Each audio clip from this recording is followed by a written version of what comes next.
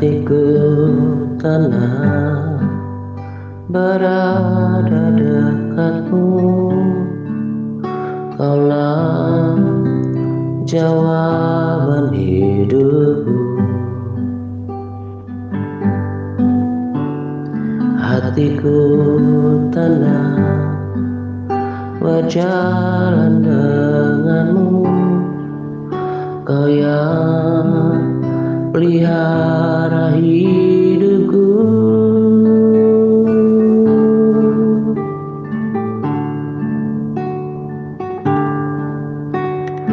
Pertolonganmu begitu ajaib. Kau telah memikat hatiku. Di saat aku tak sanggup lagi, di situ tanganmu bekerja. Pertolonganmu begitu ajaib. Kau telah memikat hatiku. Kini mataku tertuju padamu. Ku rasakan kasih-Mu, Tuhan.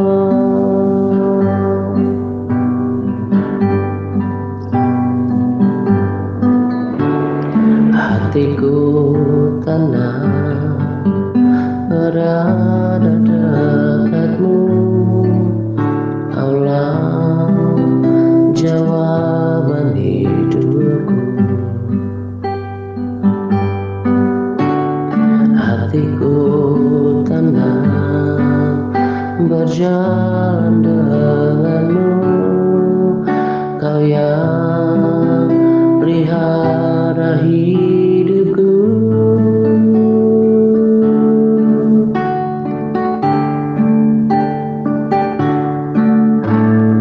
Pertolonganmu begitu ajaib. Kau telah memikat hatiku.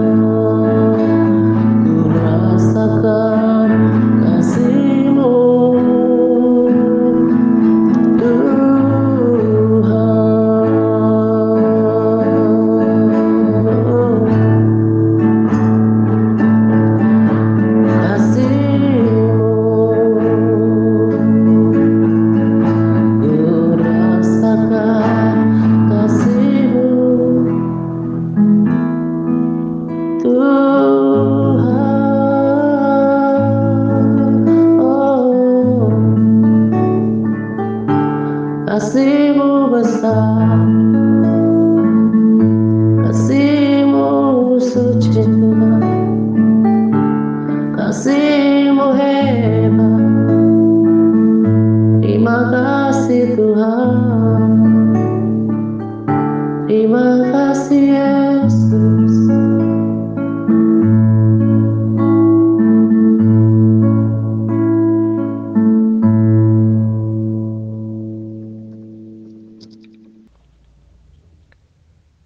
Shalom semuanya.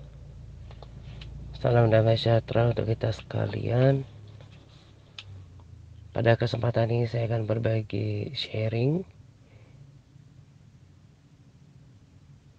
sharingnya dari pembacaan Rema. Tetapi sebelum saya berbagi Rema, saya akan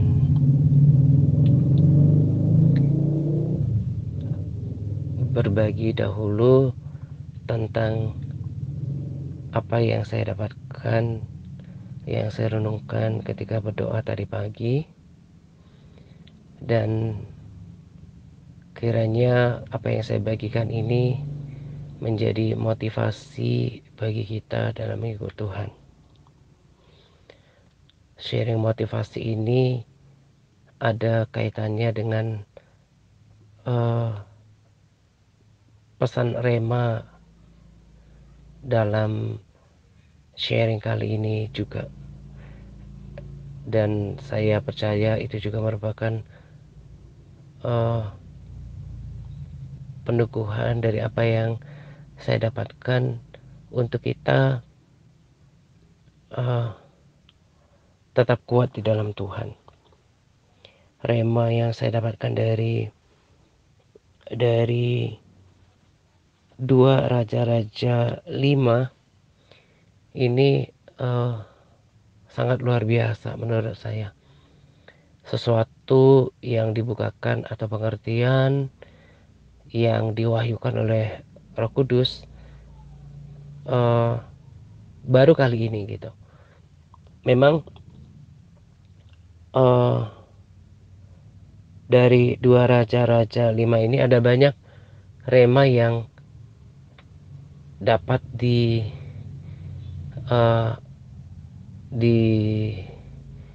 diambil gitu ya, baik oleh pembacaan pribadi saya sendiri maupun rema yang didapatkan oleh beberapa pelayan Tuhan gitu ya, yang dibagikan gitu ya, maksudnya di dalam mimbar. Jadi ada menurut saya ya sejauh ini ada rema yang umum yang diterima, dipahami oleh banyak orang gitu. Contohnya pada rekomendasi video beberapa waktu yang lalu, pesan rema tentang Paulus dan Silas yang mereka ketika berada di dalam penjara, lalu mereka memutuskan untuk memuji Tuhan, akhirnya tembok-tembok penjara itu runtuh gitu. Nah, demikian juga dengan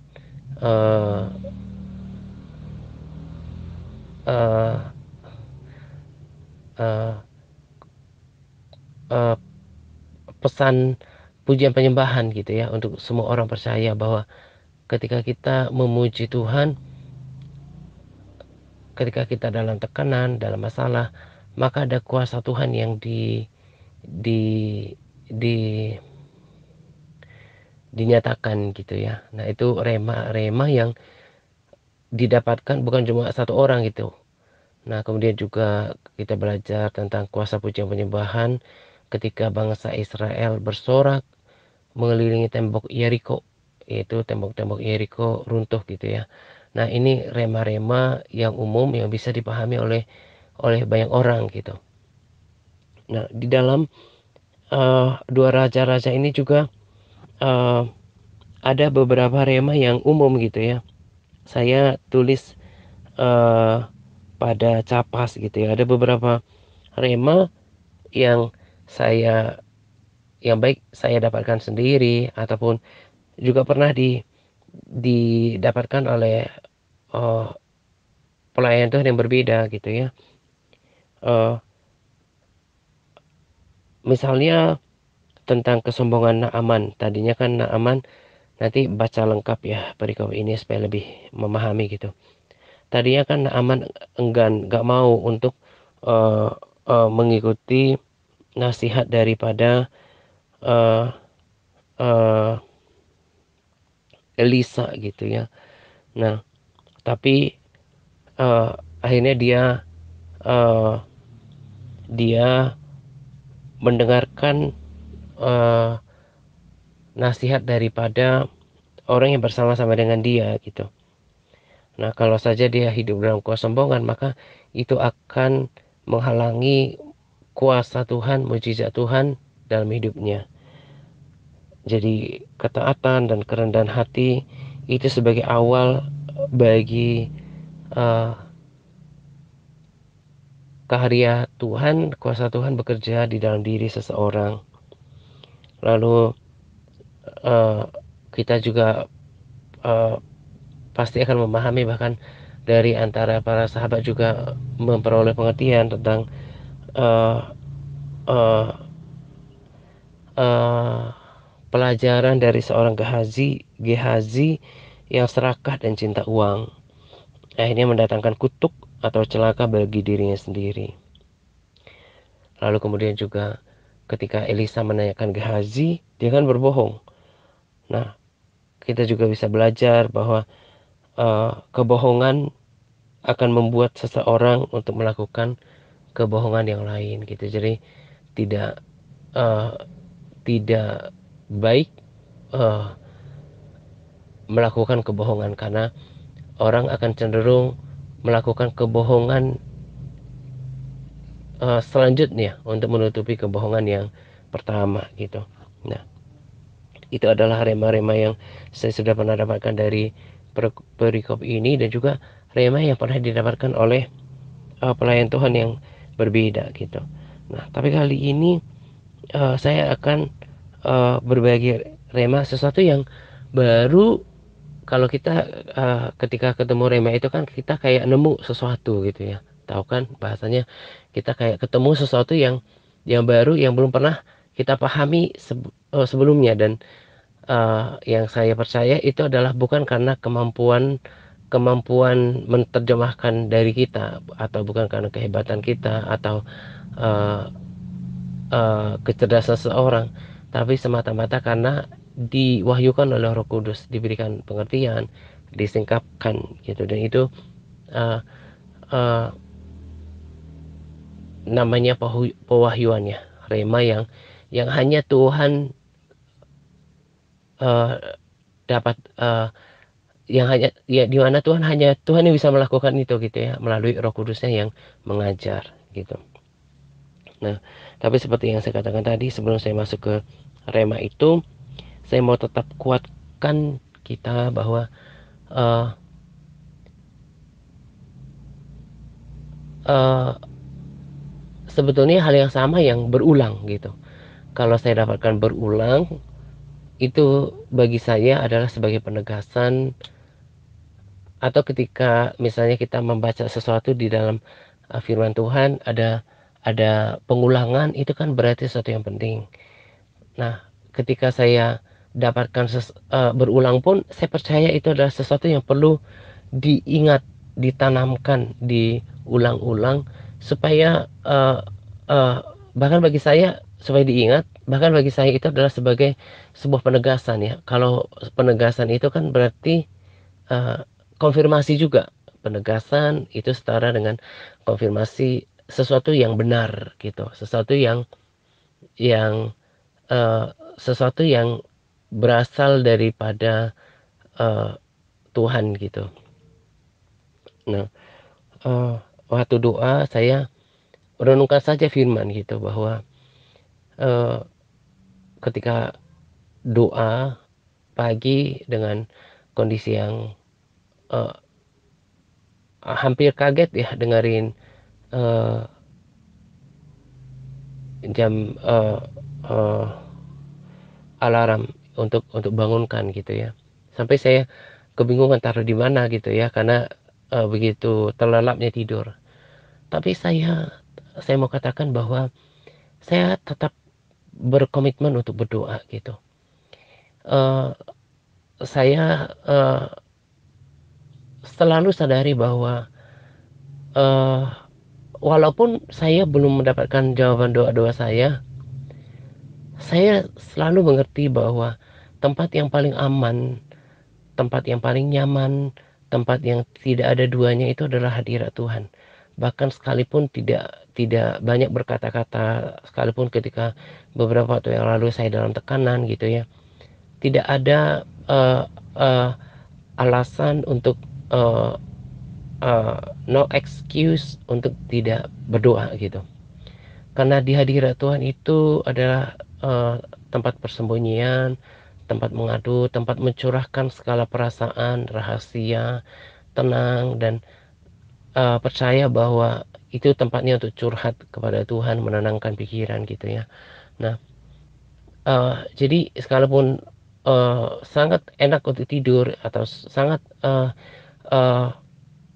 me, mengganggu, apa ya,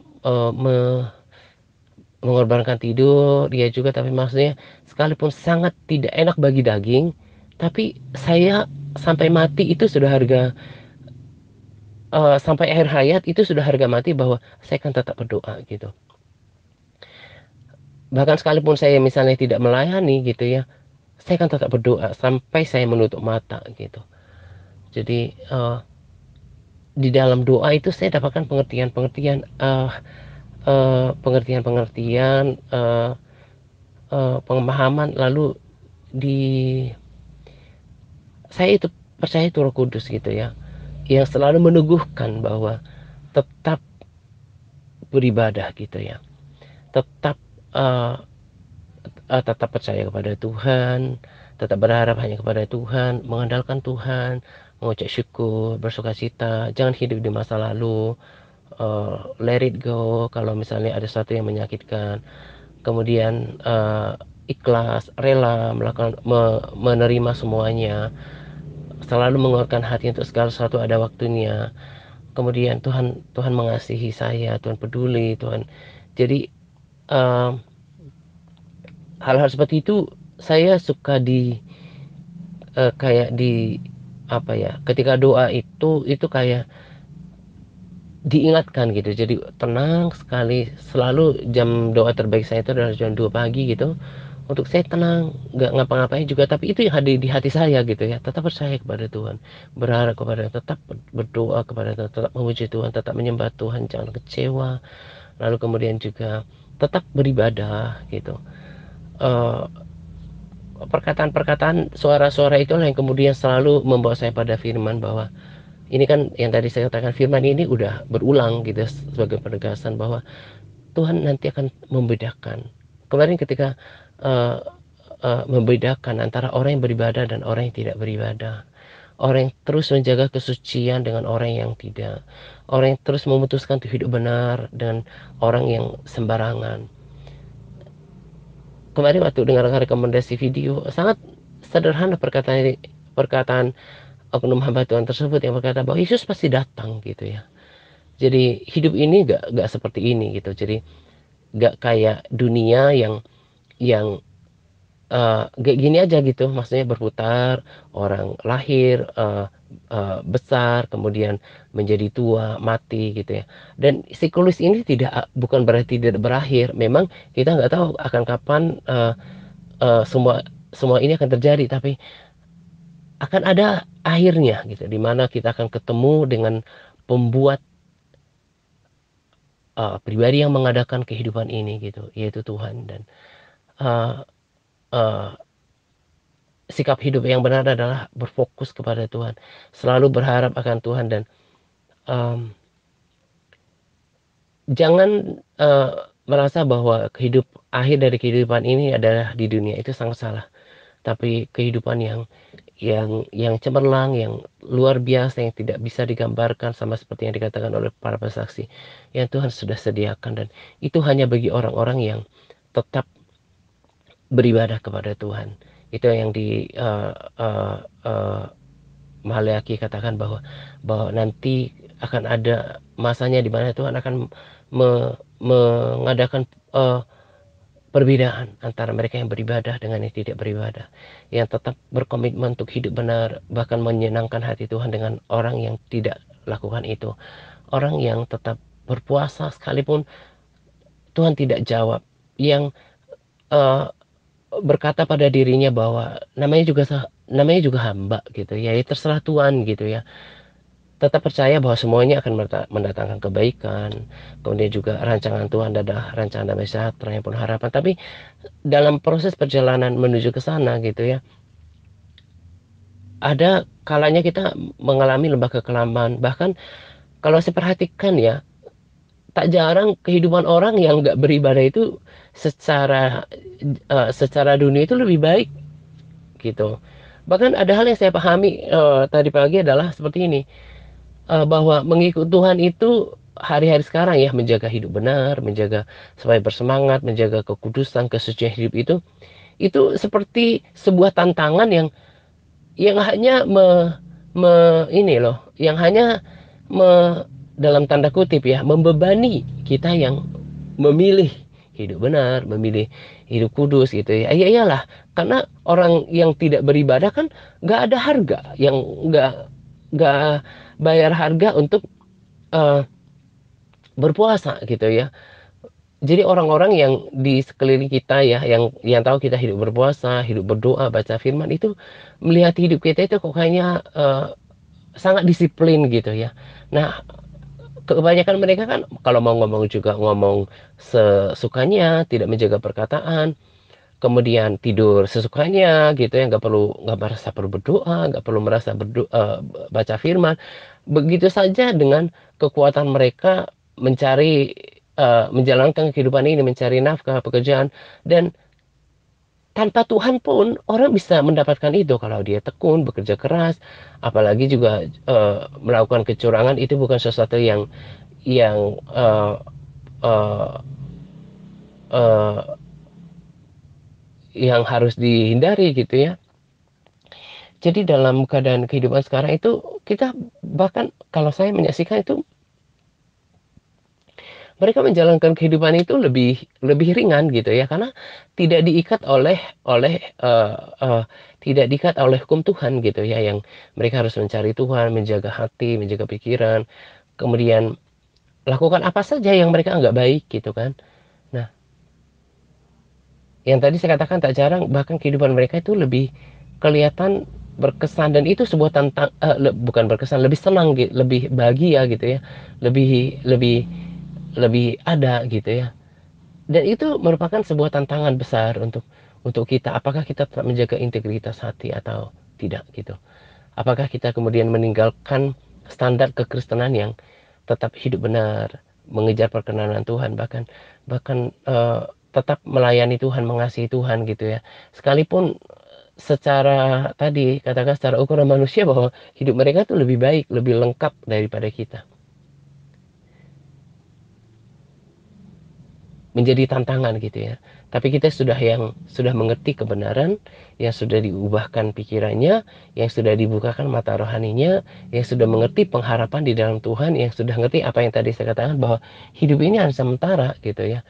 Kita mengejar sebuah kekudusan, kedekatan dengan Tuhan.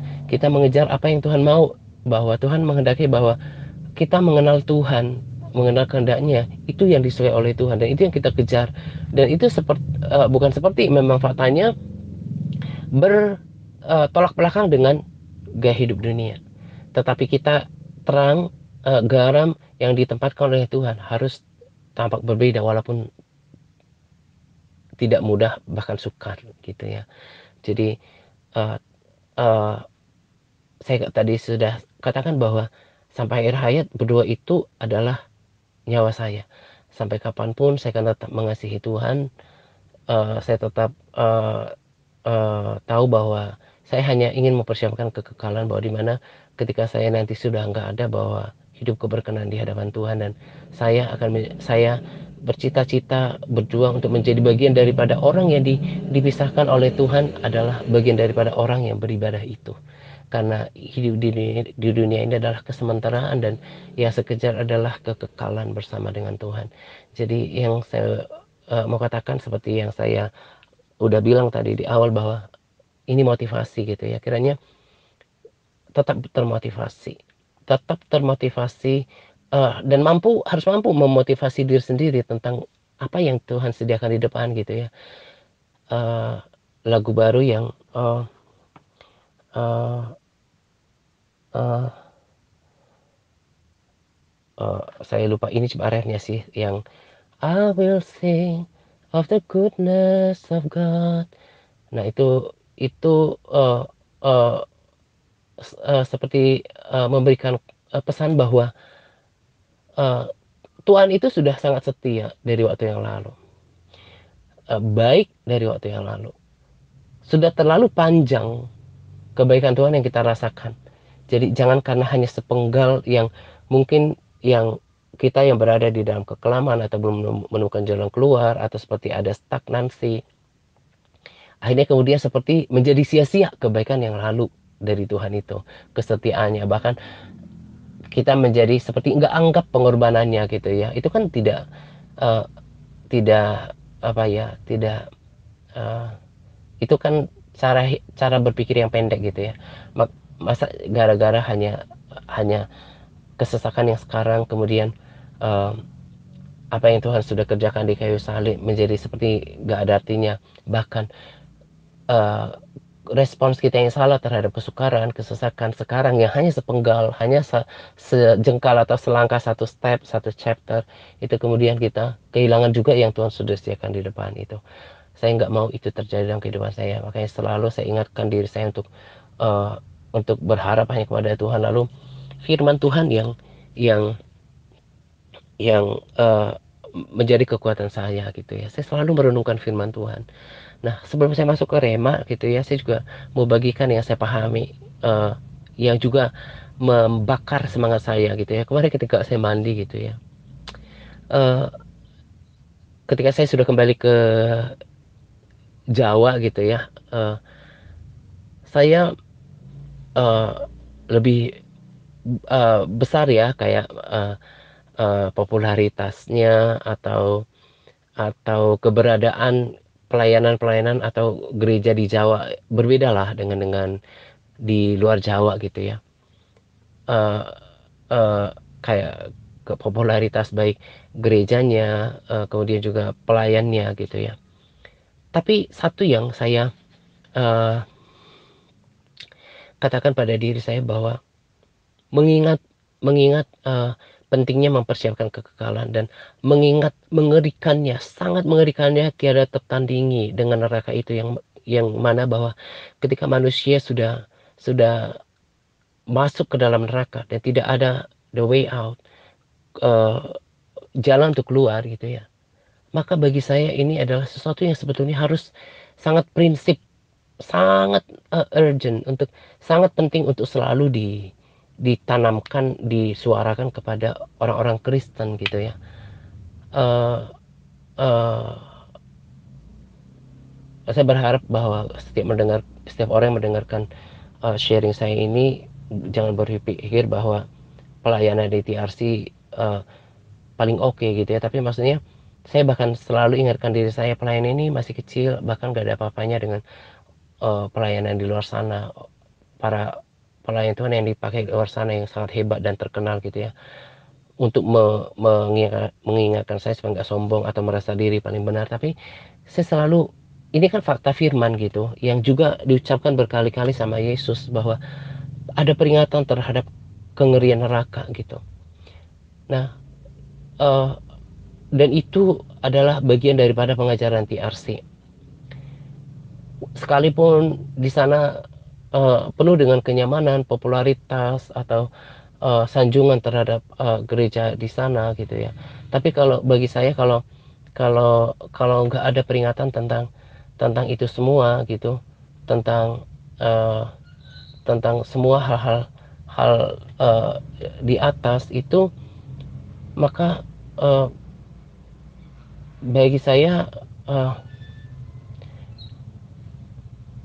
sedikit pun tidak me, apa ya menarik hati saya gitu.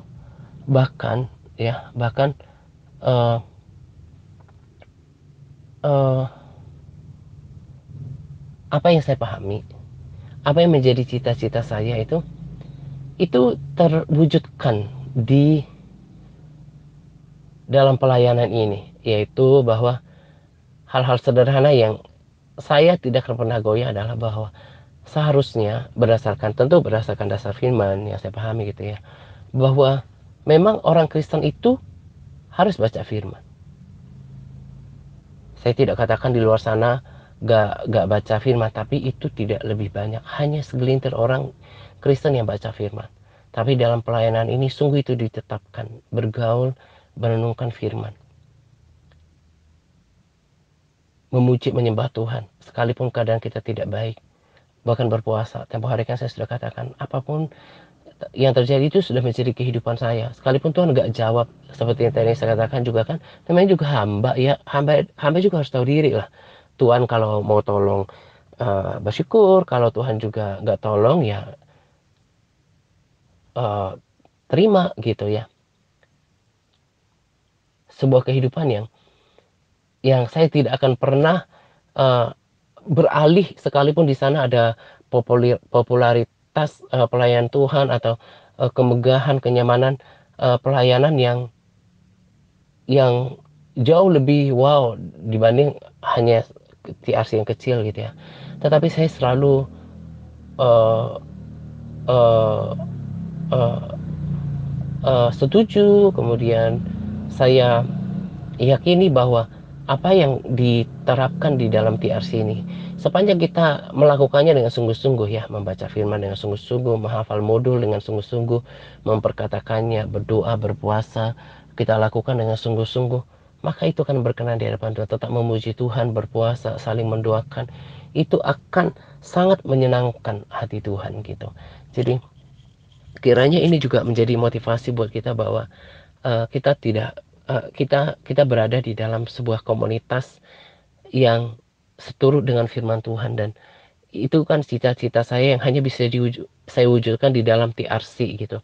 Saya nggak bisa uh, uh, paksakan terhadap sebuah pelayanan di luar sana, apalagi dia sudah sangat terkenal gitu ya, untuk menetapkan pembacaan firman, berkomitmen mendisiplinkan orang-orang untuk berdoa, memuji, menyembah Tuhan, berpuasa gitu ya. uh, uh, nggak bisa. Saya hanya bisa tekankan itu di dalam sebuah pelayanan yang sudah dipatok untuk saya dan dipercayakan bersama dengan tim lakukan di sini, dan itu menjadi sebuah uh, apa ya, sesuatu yang akan nanti kalau ketemu Tuhan itu adalah sebuah cerita yang menyenangkan, mengenakan telinga Tuhan. Saya percaya itu gitu.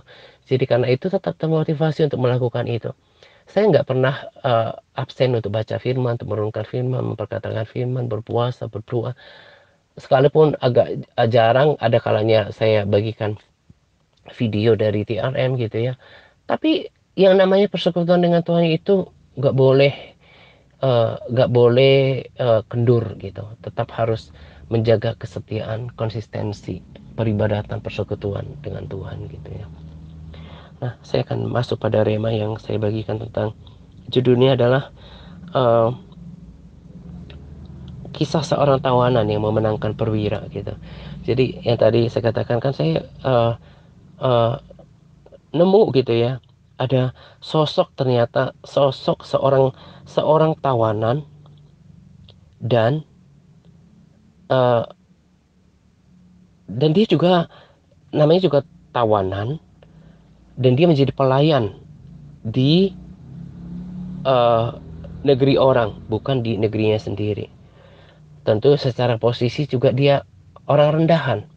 Nah, ini bisa diilustrasikan juga dengan keadaan kita yang gak berdaya, dalam keadaan yang rendah atau terpuruk, entah dalam keadaan ekonomi, entah dalam keadaan sosial gitu ya. Tetapi itu tidak kemudian menghalangi pelayan tawanan yang menjadi pelayan ini untuk mengabarkan keselamatan yang daripada Tuhan. Saya sedang renungkan ini di 1 Tawarikh 16 ayat 23. Bernyanyilah bagi Tuhan, hai segenap bumi, kabarkanlah keselamatan yang daripadanya dari hari ke hari. Jadi saya berpikir ini adalah seorang perempuan yang ditawan ini uh, dan menjadi pelayan ini adalah Israel sejati. Dan saya percaya itu kenapa sampai namanya ada dalam kitab suci yang dibaca oleh orang percaya uh, dari zaman ke zaman gitu ya. Kesaksian yang luar biasa yang oleh uh, oleh perkataannya dia kemudian dia memberitakan keselamatan daripada Tuhan gitu ya. uh, Memberitakan keselamatan daripada Tuhan sekalipun dia hanya tertawan menjadi pelayan, bukan orang terpandang, tapi oleh kesaksian hidupnya, oleh hidupnya kemudian seorang perwira, dan saya percaya itu sampai seisi keluarganya diselamatkan oleh Tuhan. Jadi kan Naaman ini kan uh, uh, uh, uh, penyakit kusta. Lalu kemudian dia bilang gini, nanti baca di Capas ya. Gadis itu berkata kepada nyonyanya, sekiranya Tuanku menghadap nabi yang di Samaria, maka tentulah nabi itu akan menyembuhkan dia dari penyakitnya. Nah, jadi waktu itu kan pada zaman itu kan Yesus belum lahir. Jadi Allah Elohim itu berbicara kepada abdinya kan, abdi Allah yaitu nabi gitu. Jadi mereka lebih cenderung memberitakan keselamatan daripada Elohim eh, dengan perantaraan apa yang dikerjakan oleh abdi Allah ini kan. Nah, itu kan juga seperti memberitakan Injil, memberitakan keselamatan daripada Tuhan, memberitakan tentang kebesaran Tuhan, karya Tuhan gitu. Nah, uh, lalu akhirnya kan Naaman ini pergi gitu. Nah, kemudian nanti baca, makanya tadi saya katakan baca perikop ini dengan lengkap. Nah, lalu uh, uh, jadi kalau tidak ada kesaksian daripada gadis tawanan ini yang menjadi seorang pelayan ini, gak akan ada keselamatan daripada Naaman dan keluarganya, dan kebesaran Tuhan tidak dinyatakan. Nah, selanjutnya kan yang tadi saya katakan Naaman akhirnya kan menuruti nasihat orang yang bersama-sama dengan dia. Kemudian akhirnya dia memendamkan diri 7 kali dalam sungai Yordan sesuai dengan perkataan abdi Allah itu Elisa. Lalu pulihlah tubuhnya kembali seperti tubuh seorang anak dan dia menjadi tahir. Lalu kemudian kembalilah ia dengan seluruh pasukannya kepada abdi Allah itu. Setelah sampai, tampillah ia ke depan Elisa dan berkata, sekarang aku tahu bahwa di seluruh bumi tidak ada Allah kecuali di Israel. Karena itu terimalah kiranya suatu pemberian dari hambamu ini. Jadi akhirnya kan dia mengakui bahwa gak ada Tuhan selain Allah Israel. Jadi pada zaman itu kan dikenalnya Allah Israel, Allah Abraham, Ishak dan Yakub. Kan tadi kan saya katakan Yesus belum lahir gitu ya. Jadi Allahnya orang Israel, Allahnya orang Abraham, Ishak dan Yakub gitu ya. Akhirnya kan dia percaya. Jadi lewat kesaksian dari gadis yang seorang tawanan perempuan pula, bukan sosok yang kuat, ditambah status sosialnya yang seperti itu, hanya seorang tawanan dan pelayan gitu. Akhirnya uh, lewat infonya dia gitu ya, bahasanya sekarang kesaksiannya, akhirnya Naaman disembuhkan, dan bukan cuma itu, dia diselamatkan. Selanjutnya lagi di 2 Raja-Raja 5 ayat 7 yang sangat wow gitu ya. Dia bilang gini, akhirnya berkatalah Naaman, jikalau demikian, biarlah diberikan kepada hambamu ini tanah sebanyak muatan sepasang bagal. Sebab hambamu ini tidak lagi akan mempersembahkan korban bakaran atau korban sembelihan kepada Allah lain, kecuali kepada Allah Israel. Itu artinya apa? Jadi Naaman ini gak akan lagi, jadi tadinya kan dia mempersembahkan korban, berarti beribadah kepada Allah lain kan, selain Allah uh, di Israel, Allahnya Israel, Allahnya Abraham, Ishak dan Yakub gitu kan. Nah, tetapi setelah dia mengalami mukjizat itu, akhirnya dia bilang gak ada Allah selain Israel. Berarti kan itu kan sebuah pengakuan bahwa gak sama kan seperti kita punya perkataan bahwa gak ada Tuhan bagi saya selain Yesus gitu kan. Nah, dan dikatakan hambamu ini tidak lagi akan mempersembahkan korban bakaran atau sembelihan kepada Allah lain, kecuali kepada Tuhan gitu. Maksudnya kepada Tuhan ya Elohim gitu. Ada lagi perkataan yang lagi menegaskan untuk ketiga kalinya tentang imannya yang menjadi percaya kepada Allahnya Israel, Allah Abraham, Ishak dan Yakub gitu ya. Di 2 Raja-Raja 5 ayat 18 katakan seperti ini. Dan kiranya Tuhan mengampuni hambamu ini dalam perkara yang berikut. Apabila Tuanku masuk ke kuil Rimon, berarti ini kan sembahannya dia di kuil Rimon untuk sujud menyembah di sana. Dan aku menjadi pengapitnya, sehingga aku harus ikut sujud menyembah dari kuil Rimon itu. Kiranya Tuhan mengampuni hambamu di dalam hal ini. Jadi sebuah komitmen ya dari hati yang 3 kali ditegaskan bahwa gak ada lagi alas sembahan lain bagi hidupnya selain menyembah Tuhan. Berarti kan tadinya dia bukan orang yang menyembah Allah Israel. Tadinya bukan orang yang percaya dan mengakui keberadaan Tuhan itu sendiri, Allah Elohim gitu ya. Tapi oleh kesaksian seorang gadis tawanan yang menjadi pelayan, akhirnya bukan saja terjadi kebaikan atau kesembuhan bagi Naaman dari kusta, tapi juga keselamatan bagi jiwanya. Saya percaya juga untuk seisi keluarganya. Nah, tadi saya katakan mungkin saja kita uh, uh, disamakan dengan posisi gadis tawanan yang menjadi pelayan ini gitu ya. Keadaan kita tidak baik, ya kan? Keadaan kita tidak baik. Kita orang percaya, gadis ini juga orang Israel, bangsa pilihan. Tapi secara kehidupan, secara status sosial, secara kenyamanan dia tidak lebih baik. Bahkan dia menjadi hamba bagi uh, bangsa lain. Tapi dia tidak lupa dengan uh, tadi yang saya bacakan di 1 Tawarikh 16:23. Kabarkanlah keselamatannya daripadanya dari hari ke hari. Tetap, itu yang tadi saya katakan, tetap bersekutu kepada Tuhan, tetap berharap pada Tuhan, tetap percaya pada Tuhan, jangan kecewa, tetap bersyukur, bahkan tetap menjadi saksi. Nah, disitulah nanti orang-orang seperti ini yang Tuhan katakan nanti aku akan buat beda ya. Nah, itu yang saya katakan pada kita. Jangan karena keadaan kita nggak baik, akhirnya kita menjadi fokus pada diri kita sendiri. Coba kalau gadis ini tidak ingat kepada Tuhan, tidak, dia hanya nggak peduli lah sama orang, toh nasib saya cuma kayak gini, cuma tawanan, cuma pelayan gitu ya, nggak berharga. Maka tidak akan ada kesembuhan bahkan keselamatan kepada Naaman yang saya percaya tadi sama keluarganya juga. Yang saya pahami seperti itu. Kita juga seperti itu. Karena keadaan tidak baik, keadaan hidup kita tidak enak, apa yang kita harapkan tidak sesuai dengan apa yang terjadi tidak sesuai dengan apa yang kita harapkan, keadaan kita tidak baik, nggak ada pencapaian, belum ada breakthrough, belum ada jawaban Tuhan gitu ya. Tak lantas kemudian kita lupa tentang hidup kita. Kita ini adalah suratan terbuka. Kita ini adalah saksi Tuhan. Pergi jadikan semua bangsa muridku dan baptislah mereka dalam nama Bapa dan Anak dan Roh Kudus. Itu tidak hanya menjadi amanat agung buat 12 murid, tapi kepada setiap kita yang kalau kita mau katakan kita murid Tuhan gitu ya, kita menjadi Israel sejati, sekalipun kita adalah Israel secara rohani gitu ya, kita nggak boleh lupa uh, uh, siapa diri kita. Kalau kita hanya berfokus pada diri kita sendiri, maka kita hanya berdoa untuk kita, dan kita terus, aku dan aku dan aku. Tapi kalau kita mengerti bahwa doa kita berkuasa, kita saling mendoakan, maka kita nggak selalu fokus pada diri kita sendiri. Tapi kita selalu berdoa yang terbaik, tetap bersemangat untuk saling mendoakan.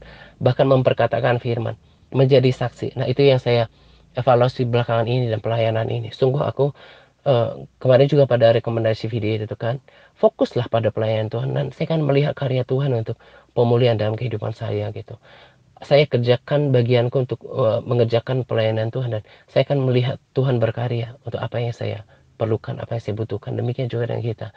Kalau kita tidak lupa untuk bekerja untuk kemuliaan Tuhan, pekerjaan Tuhan, untuk jiwa-jiwa, bagaimana mungkin Tuhan tidak lakukan bagiannya untuk menyelesaikan apa yang menjadi pergumulan kita. Makanya jangan fokus pada diri sendiri. Jangan mengasihani diri sendiri. Seorang tawanan, gadis yang menjadi pelayan di negeri orang, itu tetap menjalankan jati dirinya ya, tugas. Dia mengerti siapa dirinya yang setia kepada Allah Israel, yang memberitakan keselamatan daripada Israel. Dan saya percaya dia akan menjadi orang luar biasa di dalam kekekalan. Di dalam kitab, dan oleh dia Naaman bukan cuma disembuhkan tapi diselamatkan. Kita juga seperti itu.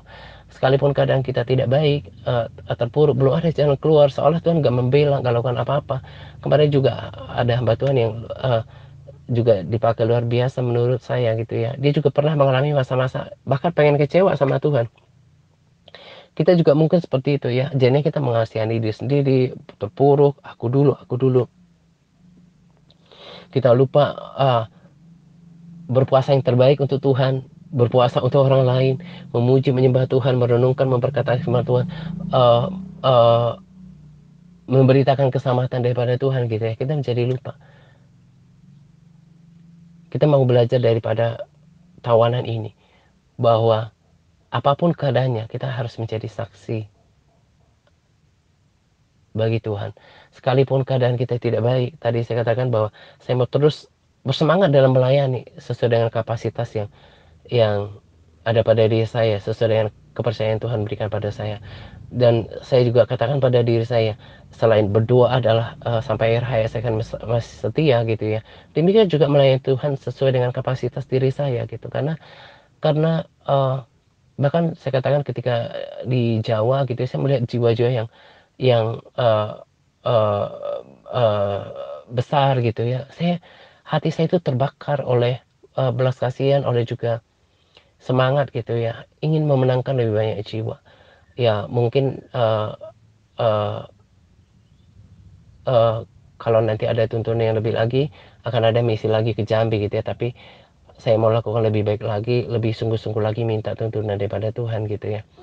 Nah juga saya tegaskan bahwa bahkan keadaan saya uh, tidak sebaik bahkan sebelum saya melayani Tuhan gitu ya. Tapi tetap saya nggak mau dikalahkan oleh keadaan itu. Saya nggak mau berfokus pada diriku sendiri, tapi saya mau hidupku menyenangkan hati Tuhan. Sebagaimana saya katakan kemarin kan, bagaimana Tuhan melihat apa yang dilakukan oleh Ahab dan juga Daud. Firman juga berkata bahwa Tuhan memperhatikan semuanya gitu ya. Siapa yang bersungguh hati pada dia, dan Tuhan akan limpahkan kekuatannya. Demikian hidup kita itu loh, hari-hari kita itu diperhatikan sama Tuhan gitu. Nah, jadi sikap hidup kita itu nanti akan menjadi pertimbangan bagi Tuhan, bagi kita. Baik untuk keselamatan kita, juga untuk puji-pujian, kehormatan, dan kemuliaan. Itulah kekristenan saya sekarang, itulah hidup saya di mana Tuhan sudah ubahkan lewat firman-Nya. Dan itu harapan saya, kenapa saya memberikan sharing ini, supaya setiap kita tetap tampil berbeda. Apapun keadaan kita, tetap kita berbeda, bersyukur, bersemangat, berbeda, menjadi saksi bagi kemuliaan Tuhan. Tuhan itu setia, sekalipun seakan-akan tidak setia. Ada kalanya seperti itu, karena dia mau melihat integritas hati kita, kasih kita, kesetiaan kita kepada Tuhan. Tetapi nanti dia tidak akan pernah berhutang dalam segala hal, termasuk memberikan upah, puji-pujian, dan kehormatan dan kemuliaan kepada setiap orang yang hidup dalam tujuan panggilan hidupnya gitu ya, menyembah Tuhan, menjadi saksi. Akan ada waktunya ketika dia datang, dia akan membawa upah, kata firman. Dia akan membawa upah kepada setiap orang yang memang layak diupahi gitu ya. Saya nggak mau, walaupun saya nggak sempurna gitu ya, tapi saya nggak mau nanti ketika ketemu Tuhan, ternyata saya sangat tidak berupah dibanding dengan yang lain gitu. Sebab penyesalan, kalau kita di dunia ini kan, kita menyesal juga nggak akan ada artinya. Apalagi nanti dalam kekekalan. Maka sepanjang saya bisa lakukan, maka saya akan lakukan yang terbaik di dalam hidup saya. Nah, kiranya sharing motivasi ini yang saya bagikan dari persekutuan saya dengan Tuhan, dan juga Rema, menjadi motivasi buat kita. Harus bisa malu dengan diri sendiri, malu juga kepada Tuhan, malu juga terhadap sesama komunitas kita gitu, yang kelihatannya kita ini nggak berdampak gitu ya, tapi kita bisa memotivasi diri kita sendiri, kita bisa belajar, dan kita menjadi berkat di komunitas, juga di lingkungan di mana Tuhan tempatkan kita berada gitu ya. Nah, ini saja sharing saya mau bagikan untuk kita, kiranya menjadi penyemangat, motivasi, dan memberkati kita sekalian. Selamat menjelang 2 pagi untuk kita sekalian. Semangat berpuasa kepada all MTRC yang terus bersemangat dalam berpuasa. Semangat power. Tuhan Yesus memberkati kita senantiasa. Amin. Pertolonganmu